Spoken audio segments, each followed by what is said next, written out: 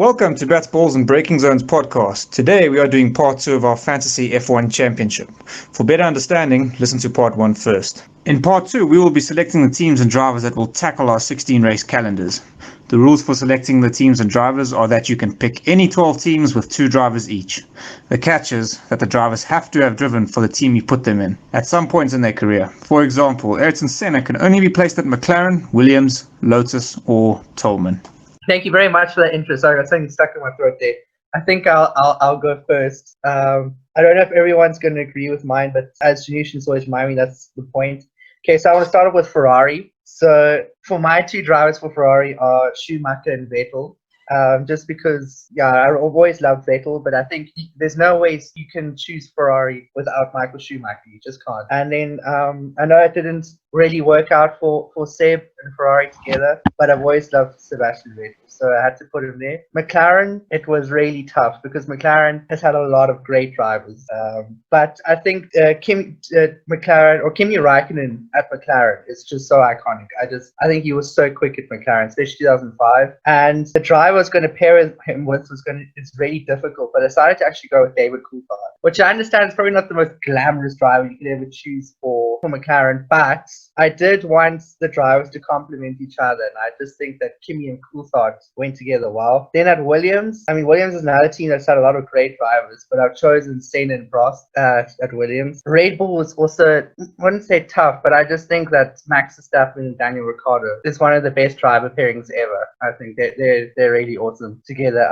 And they also got along really well, but you could see that they really wanted to race each other. Then Mercedes, Lewis Hamilton and Nico Rosberg. For me, I just think that you could have put in Fangio, but I just think that with the amount of entertainment that Lewis Hamilton and Nico Rosberg provided with each other, where you had this Nico Rosberg, this underdog, who I think is actually a really, really good F1 driver, is criminally underrated. He was this underdog. You kind of gained strength through the 3 seasons that he fought Lewis from 2014 to 2016. And he finally overcomes this challenge. It's almost like a movie. And you had Lewis, who just seemed at times like invulnerable. He was so good at Merc. Renault's also had some pretty good drivers, but I think Fernando Alonso, there's no way you can't put Alonso there, and Giancarlo Fisichella, because those two, I don't know. I just think that they were a great driver pairing. And then Sauber, I've always liked Sauber. We speak about underdogs, but Sauber's, okay, they never really achieved like high success in F1, but they were around for a while. And I think that they produced a lot of young, great talents. They gave us Kimi Räikkönen, they gave us Felipe Massa and Nick Heidfeld, amongst others, but I've gone with Felipe Massa and Nick Heidfeld there in Sauber. Then Lotus, not the recent Lotus that we've had, but the first. So Lotus was Clark and Sterling Moss. Jim Clark's my favorite F1 driver of all time. I actually think he could be one of the greatest F1 drivers of all time. And Sterling Moss, well, I think he just epitomizes F1. Everyone loves Sterling Moss. And then Toro Rosso. Purely, I don't really have much. I'm quite indifferent towards Toro Rosso, but I really like Danny Kvyat, and I also like Carlos Sainz Jr. as well. So I wanted to put them in. And then Brawn, I don't think you can do this without Brawn G. You really can't, because that's just the best story in F1 ever. And of course, you've got Button and Rubens there. I had to stick Jenson Button in because he's one of my favorite F1 drivers, and Rubens I think as well, but it was difficult there. That's just the perfect way to put them on the grid. Then Brabham, I put in Jack Brabham because I think he's the only F1 driver ever that's won a championship with his own team, and that's quite a cool stat to have your name, so I think you deserve a place on the grid. And then his teammate is Carlos Pace, which is sorry if I mispronounced that, but and then after the last one is Benetton, and we got Nelson Piquet and Martin Brundle. So that's my team and my drivers. Perfect bunch of drivers there, Andrew. Interesting there with your Sauber drivers. Who were they again? Was Massa and Nick Heidfeld. Felipe Massa and Nick Heidfeld. You could also even put Jacques Villeneuve in Sauber. Sauber actually had a lot of good drivers. They just didn't really do much with those great drivers. No offense to them, but they had a lot of great drivers. They had Jacques Villeneuve, was a world champion. They had Felipe Massa, who almost won a champion. Nick Heidfeld was supposed to be the next Michael Schumacher. And that Kimi Räikkönen was a future world champion amongst. So they had a lot of. It wasn't like they were short of talent. A very touchy subject, as Sauber always. They try and bring our future champions up. Tyler, who are your? All right, cool. So for me, I'm starting off with McLaren. I thought having a double fin pairing of Kimi Räikkönen and Mika Häkkinen. I think when I started F1, it started off with watching Kimi, and like also Häkkinen was just, I think just because of McLaren was just that good pairing. So that cool double fin pairing. For Ferrari, I 100% agree with Andrew. You've got to have Michael Schumacher. He's part of the paint basically now.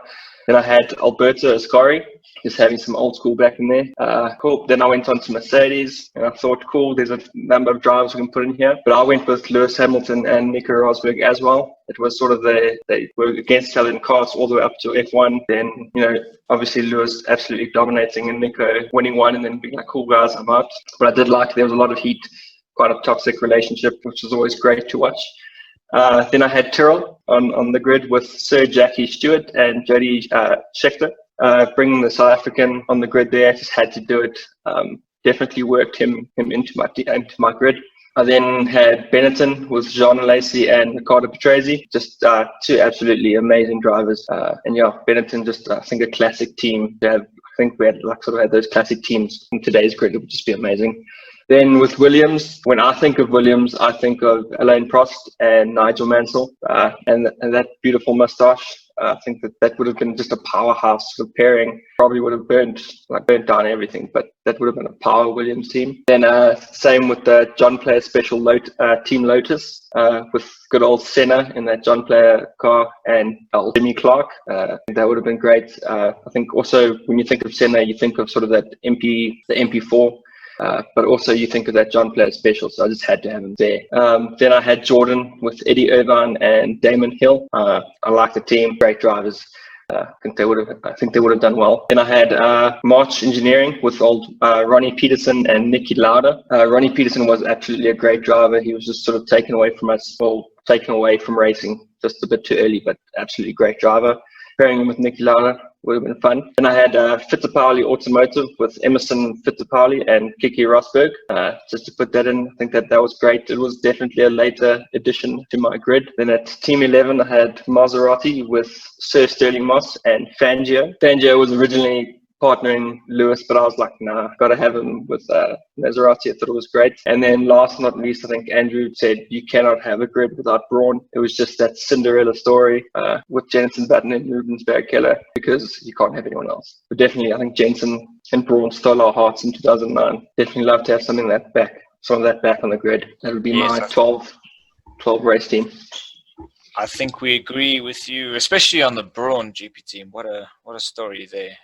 Tyler, I just would like to ask you, in terms of the Jordan teams of the past, what do you believe went wrong? In terms of their initial start to Formula One went very well. What do you believe went wrong? I think just as goes on, I think it might be due to leadership. It might just be due to that they weren't a big enough team. And sometimes those smaller teams they just lose momentum. You start losing momentum, then you stop getting sponsors, you stop getting drivers. I think if they had kept maybe Schumacher back when they had signed him for like a one race contract or whatever, I think maybe they kept him. It would have done better for Jordan, but it may have actually killed Schumacher in the process. But yeah, I think just some of these teams they don't last. I think that's just what's happening.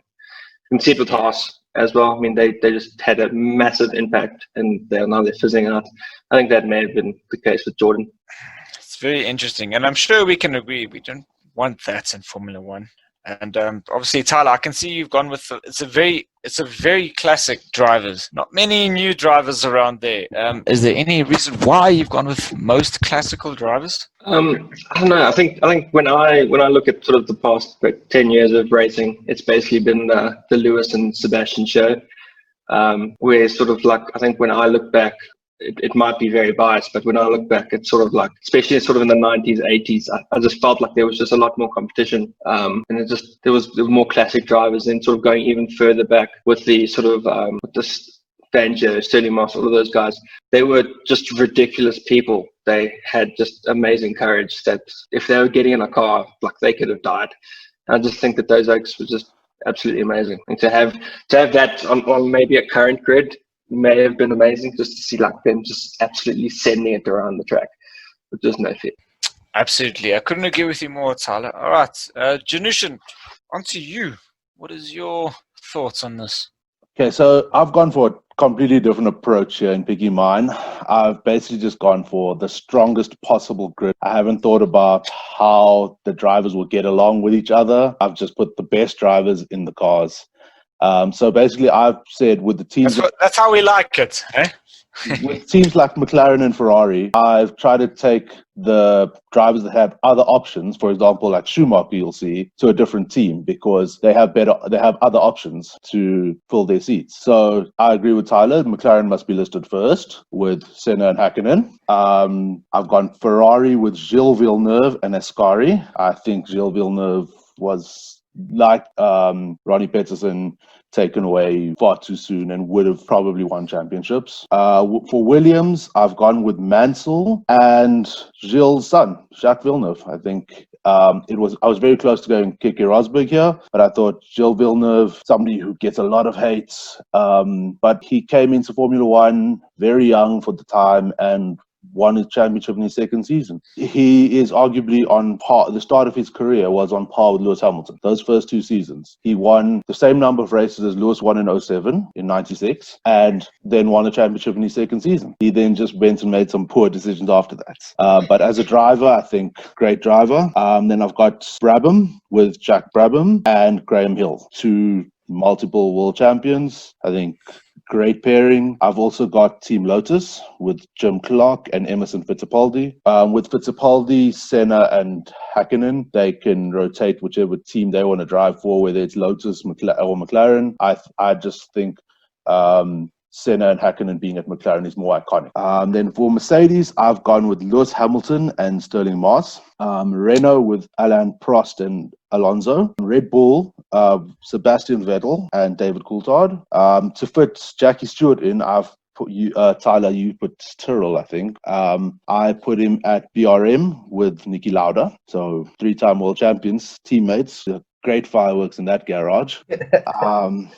Then I kind of loopholed in Alfa Romeo here so that I could put Fangio and Kimi Räikkönen there.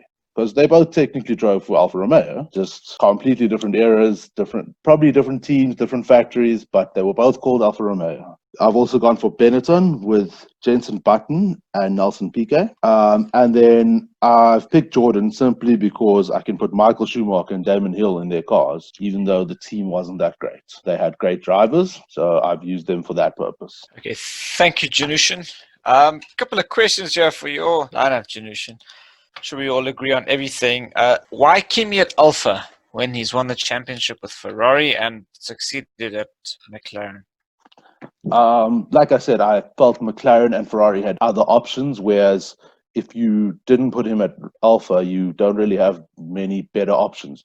Whereas at Ferrari, when I took him out, I could put Gilles Villeneuve in. And at McLaren, you've got so many options with Senna, Hakkinen, Prost, Fittipaldi. They've got 7 world champions to pick from. Okay, and then a Red Bull, a very interesting one now, Janushin. Red Bull, I see you've left out Max Verstappen at Red Bull. Yeah, because why have you left out Max? Because I think Vettel's a 4-time world champion. He kind of selects himself. And I think David Coulthard is grossly underappreciated. I think he was a brilliant driver who, with a few things going slightly differently, could have won a championship or 2. True, very, very true. Many people have argued about this. David Coulthard, he didn't do too well at Red Bull, but Max Verstappen has. I mean, he's won a couple of races.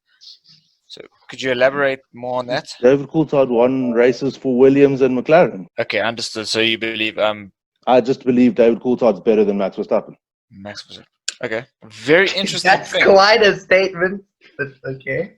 That is I think David Coulthard drove in an era where there were better drivers. Okay, look, boys and girls, let's ask the rest. Andrew, in terms of Red Bull, who are your 2 drivers? I'm sure you listed them, but please repeat them to us. It was Max Verstappen and Daniel Ricciardo. Okay. I just think that, I just feel like, I actually feel like they're evenly matched. I think they're on the same level.